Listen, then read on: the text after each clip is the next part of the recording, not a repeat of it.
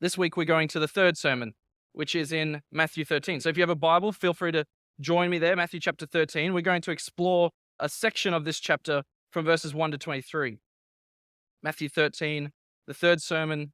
This sermon is called the parable discourse because it contains Jesus's parables, his stories, his mysterious teachings that often were misunderstood, were often heard, and people could hear what he was saying, but would miss it completely, what his true intent was.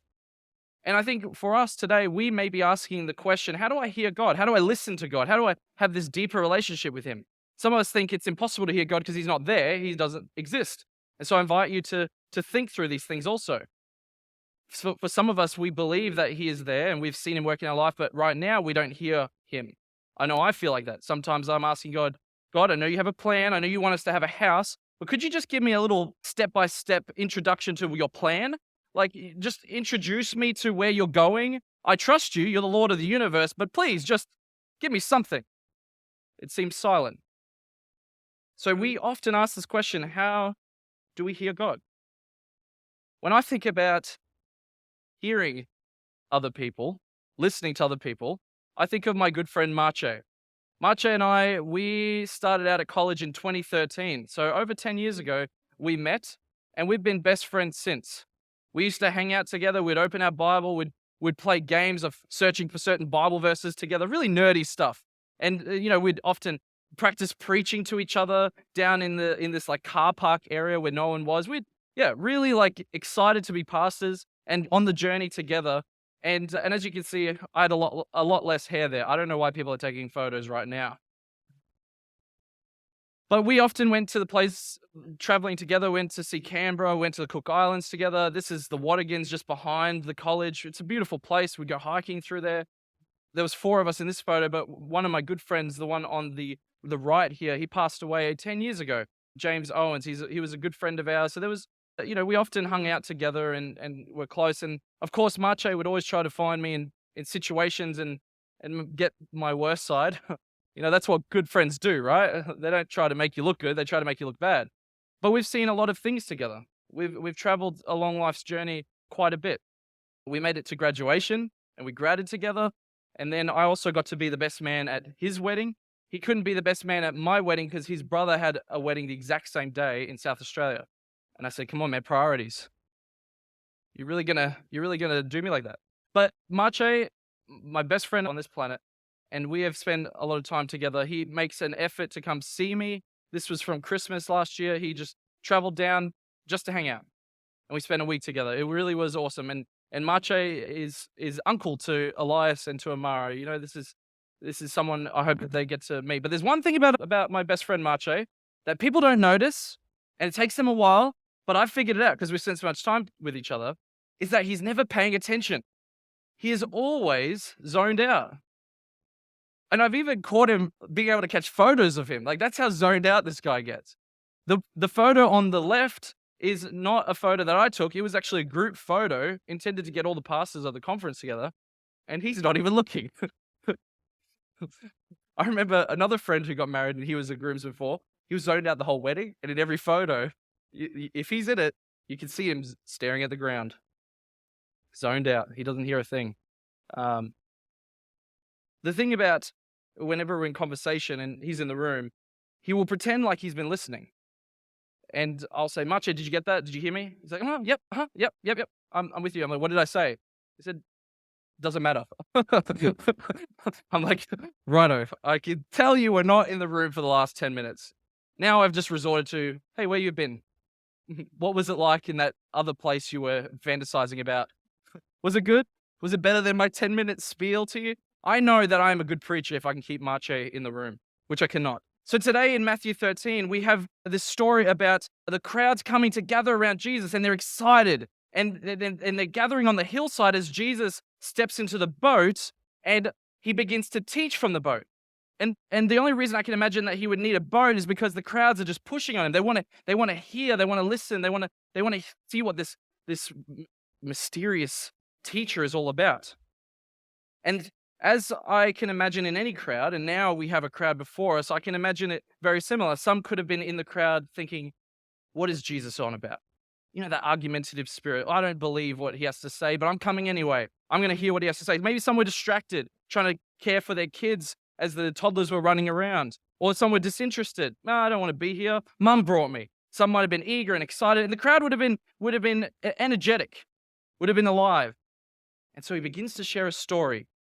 Read along with me. He says, a farmer went out to sow his seed.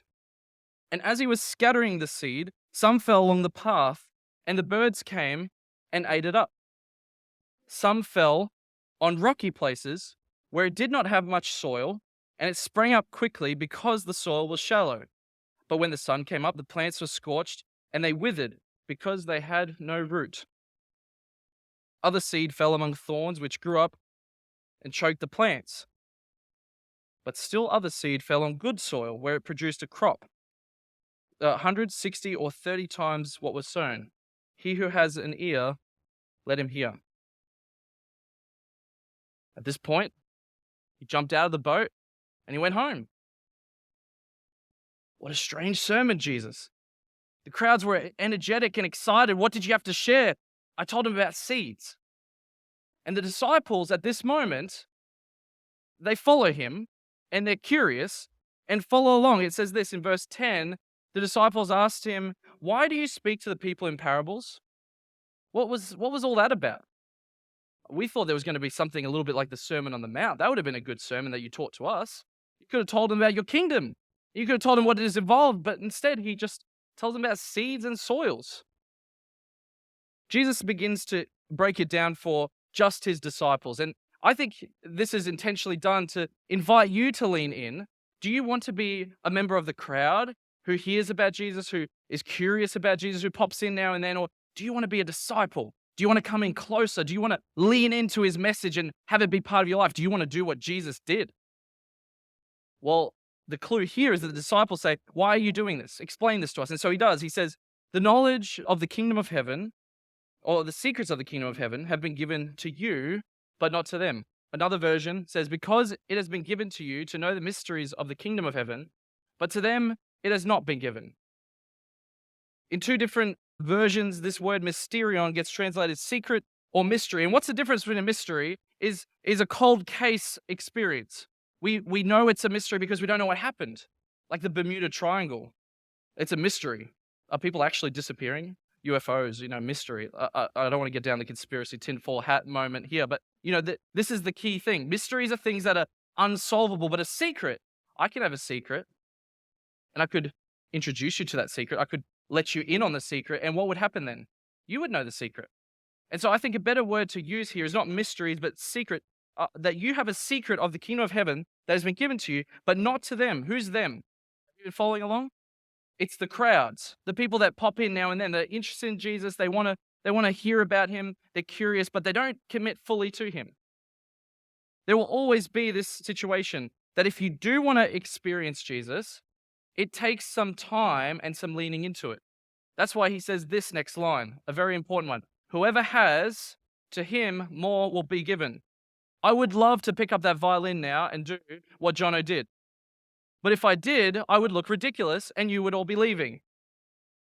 Why has he got it? Because to him who has, more will be given. He picked up that violin and he chose not to do the things that I've wasted my time on. And he chose instead to lean in to this one thing. He's become a disciple of the violin. So to him who has, more will be given, and he will have abundance.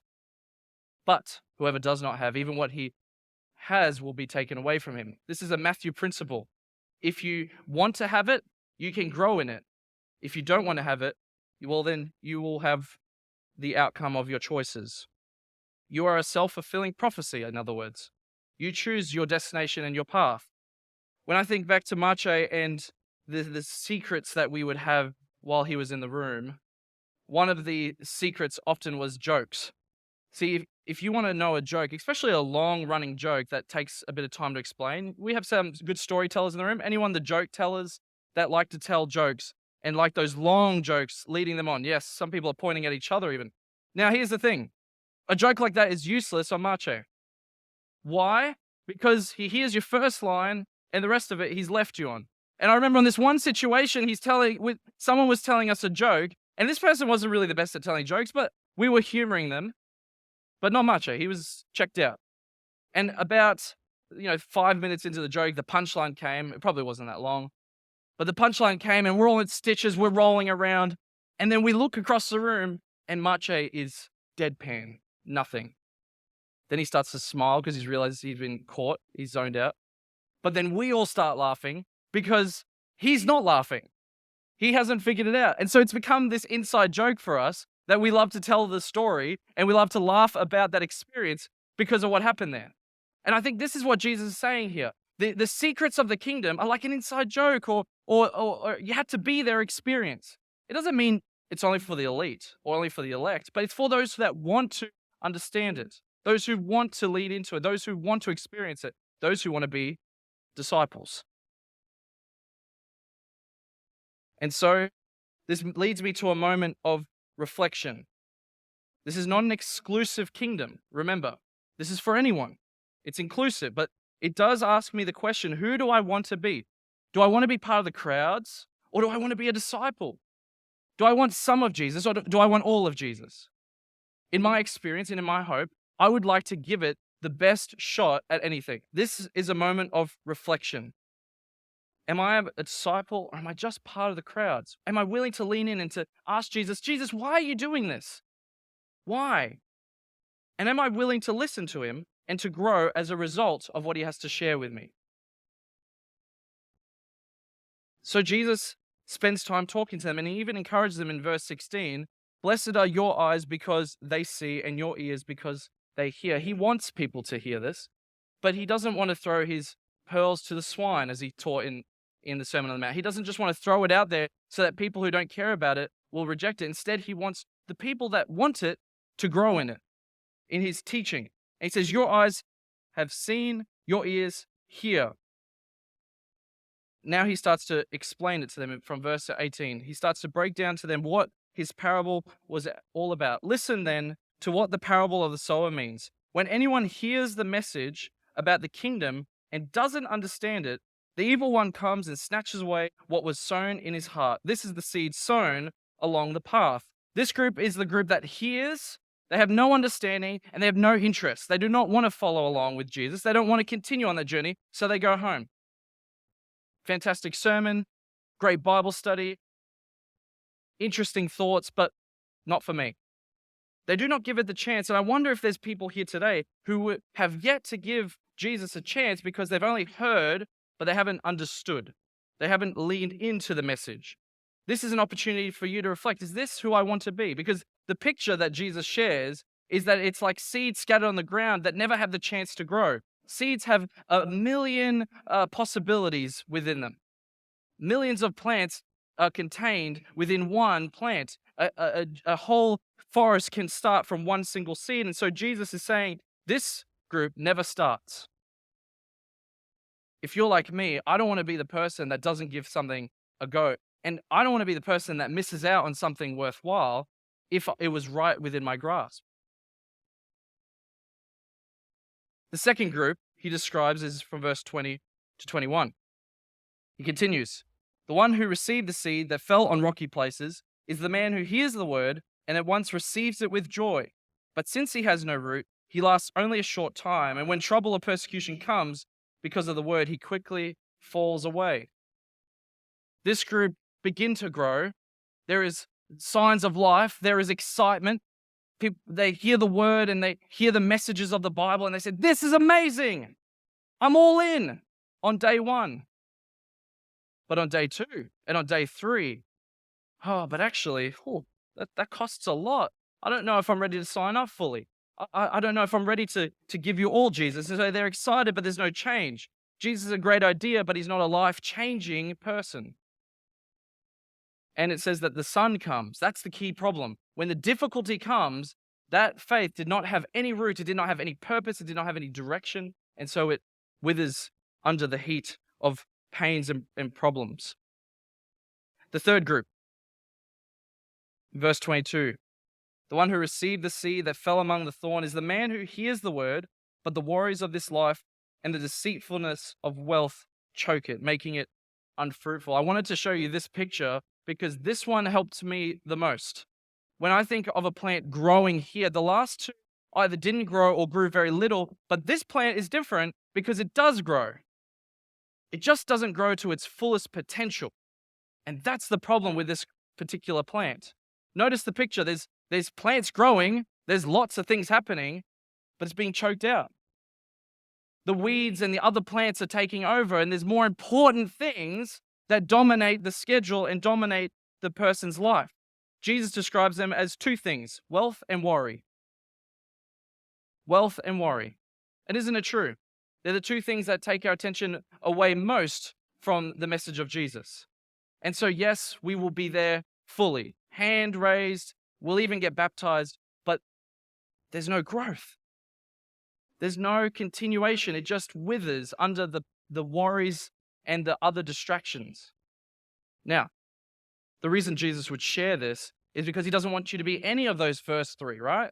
He's demonstrating what could happen if you choose these different paths, but the one he wants most for you, and I think each of us would want, is the final group. The one who received the seed that fell on good soil is the man who hears the word and understands it. He produces a crop yielding 100, 60, or 30 times what was sown. What you cultivate in your life will continue. Whatever you choose to prioritize, that's what's going to dominate your life. Remember, the one who has, they will receive more, and the one who doesn't have, even what they have will be taken from them. That's the principle. So if you choose to prioritize Jesus, then Jesus will be a priority. And you're like, well, that's a no-brainer. That almost sounds like a tautology, a circular reasoning, but it makes so much sense when we realize it. If I want to prioritize my health and exercise, then I'm going to become a fit person.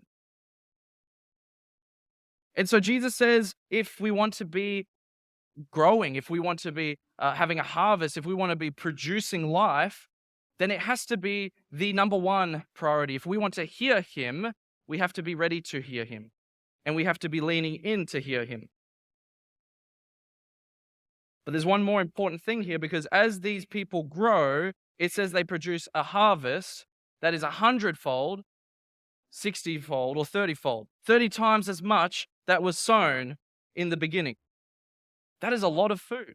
That's almost up to modern agricultural standards. What would somebody in the ancient world do with that much food in a little village? Well, number one, they would feed the whole town, but then they would be able to start feeding the neighboring towns. The whole region would be impacted by a farmer who was producing crops like this. And I think that's Jesus' point. If you want to be a person that is influencing first your family, and then your neighborhood, and then your city, and then your country even, maybe even the entire world, it first begins with me. It first begins with myself. And then, as I grow and as I listen, I can become a person that transforms the world around me. Jesus wanted that for every person in that crowd, but really the only people that can have the opportunity to do that are the disciples. They're the ones leaning in, asking, Jesus, what were you on about? Explain it to me. Now, if you're like me, I like to move from theory into practice. I want to know, how does this actually work today? And I think I have a few, just 4 in total, that I want to leave with you. A few things that we need to implement if we want to hear God. The first one is removing distractions. This is a no-brainer. If we want to hear someone, we can't be distracted. You know, somebody once told me that the rudest thing you can do when talking to somebody is to play on your phone. How do you feel right now? Oh, I missed your message, sorry. Yeah. Oh, hey, sorry, I didn't see that. How do you feel right now? Do you feel second? I think you would. But how many of us have put our phones before other things? Or what in our relationship with God, distractions are everywhere. What happens if we prioritize the distractions over God is we'll never hear him. He could be right in front of us. And there's stories, for example, of Cleopas and his mate walking down the road to Emmaus. Jesus is right next to them talking to them. And they can't see him. What if Jesus was sitting right next to you right now? Jesus told his disciples that the farmer putting his hand to the plow, turning back is not fit for the kingdom. Why? Multiple directions in your life will lead to distractions, and distractions divide your attention, making you unable to hear him. And so I think what we need is to tune into God. Whenever I would drive between Brisbane and Sunshine Coast, and it's a lot further than Brisbane to Gold Coast, you would find that the channels that were tuned on the radio that were tuned to Brisbane, as you got further away, began to become more and more staticky.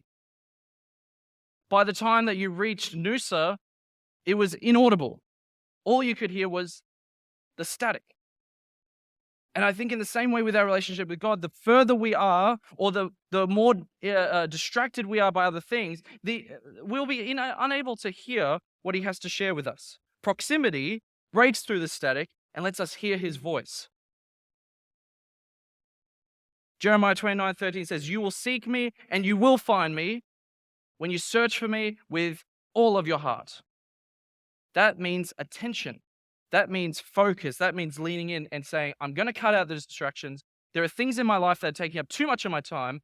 I need this to be my priority. If we did that to our spouses, they would thank us. And we probably would have happier marriages. If we do that with God, we'll understand what he wants for our life and we will grow as a result. We'll have a harvest. Listening needs living as much as learning as well. If we listen constantly and we nod, but we never actually let it change us, that's when there's a problem. Jesus said, he who has an ear, let him hear. And it led me to the saying that we have, if somebody is good at something, especially when it comes to music, the description or the saying is having an ear for music. Or if they're good with art or with decorating buildings, having attention to detail. They see something, they hear something that usually the average person can't. And that's cultivated through skill and through time. Listening needs living as much as learning. It's great to come and learn about the Bible. I get excited seeing you all here. But I hope my pain would be that you would go home and not apply it. My hope is that you will go home and it will change Monday through Friday. It will change every aspect of your life. Hear this. If God calls us to be faithful in our money, faithful in our marriages, faithful with our morals, is it enough just to say, fantastic teaching, Jesus? Or is he inviting us to follow him and to live it out? That's why listening needs living, not just the aspect of learning. Number 3, hearing God only happens when I slow down. This is for me. This is something I need. Jesus said to his disciples, "Come to me, all you who labor and are heavy laden, and I will give you rest. Learn from me." I can't hear somebody if I'm rushing, if I'm running. I can only hear someone if I'm slowly walking with them and understanding them. I think God works slowly. Think about the seeds of this story. This would have taken months for those crops to reach full harvest. God is a slow God. Are you ready to slow down to hear him? Some of us get to Sabbath and we crash because we've been going so fast all week. But if I want to slow down from 100 kilometers down to 0, I'm going to hit a wall and I'm not going to make it in time. But if I pace myself, if I go from 60 to 0, I can slow down in time to stop. What I think a lot of us need, of those who believe Sabbath is a priority, is we need to inject Sabbath into each day of the week. We need to slow down in other parts of our life. And we do need to prioritize a time where we disconnect and we listen to God, particularly on the Sabbath. And finally, listening requires trust. Lately, something Elias has gotten excited about in the back seat of our car is telling me how to drive. He's 2 years old, and he's telling me how to drive. He obviously takes after me in that regard, thinks he's more competent than he actually is. This has been the challenge, though. I'm driving, and he'll say, "Daddy, faster!" And I'm driving at 100 kilometers an hour on the highway, so if safe, so I'd go to accelerate a little bit, and he goes, "Ooh, yeah, race." Sometimes we'll be at a traffic light, and it's red, and he says, "Go, Daddy, go!" I'm like, "No, we have to wait. It's red." When I have to explain that to him, when it's green, we go. But he says, "No, go, Daddy." But what he doesn't see often is the traffic going in the other direction. How he misses what I see. Because at that point, he hasn't figured it out. The truck that's going past that could wipe us out if I just took off. But how many of us do the same thing with God? God, go. Faster, God, faster, go, go, go. But what we need now more than ever is to trust him in his directions. Jacob needs to learn this more than anyone else. That yes, I need to slow down, and yes, I need to trust that at the right time, God will speak to me. And it's on his timing, not mine. When Peter stuffed up, he was rushing ahead of Jesus often, running out onto the water. But Jesus kept reaching out to him and pulling him back in. Whenever he went ahead of Jesus and even led to him denying him, Jesus still came back to him. And I hope there's encouragement to us here in this moment. If we've failed to trust, if we've been going too fast, if we haven't been listening, it's never too late. It's never too late. He is calling to you, and it's your opportunity now to listen and to respond. He wants to have a relationship with you. That's why he talks. That's why he writes so much in his word. He wants to reveal himself to you. The first time I went to church, after about 2 or 3 years in my teen years, I rocked up to church and I said, God, I want to listen to you. When I sat down at the back of the church, the sermon title, which some of you may have heard me talk about, the sermon title that day was Jacob the Deceiver. A sermon really fit for me. Everybody has these lovely names. You know, Joshua, God is my salvation. You know, that's a nice name. But Jacob means deceiver. And it's not a very nice name, by its meaning. And you'd think the second meaning of the word would be better, but no, it's foot grabber. That's not a lot better, is it? I don't know which one I like less. But I remember listening in this sermon about Jacob the deceiver from the Bible, and the story effectively was that he had been going his own way when God was preparing him to be the chosen one all along, but he was fighting and stealing and lying in order to get what God had planned for him all along. God, go faster, basically. And the message was a call to commit and to follow Jesus. This was 13 years ago. After that day, I said, I want to listen to you, God. And I can't say that there was an audible voice, but the last 13 years I have heard him speak over it, and it's been changing me as a result. I'm not hanging in the back, unwilling to, and if you're in the back, that's fine, but I wasn't hanging in the back, unwilling to disconnect. I wanted to be leaning into Jesus. I wanted to be learning and following him. And on October 11, 2011, I had the opportunity to say, I want to listen, Jesus. I want to follow you with my life. If it wasn't for the people that mentored me, like Chelsea has done for Mia and Ella and many others in this church have done for people here, Pastor Joseph sat down with me and the Bible with me, and I've become a disciple as a result. I've chosen to follow him. And I pray that each person that hears today will not be the seed that falls on the ground that has no growth. I hope that you will not be robbed of the opportunity. I hope that the seed will not fall on grounds of difficulty and you won't even give time to grow. And I hope it won't be something else that robs you. I hope that for each person here today, that you will experience that harvest, that beautiful harvest that is life-changing. Will you follow Jesus? Will you listen to Jesus? Will you hear what he has to say? I hope you will.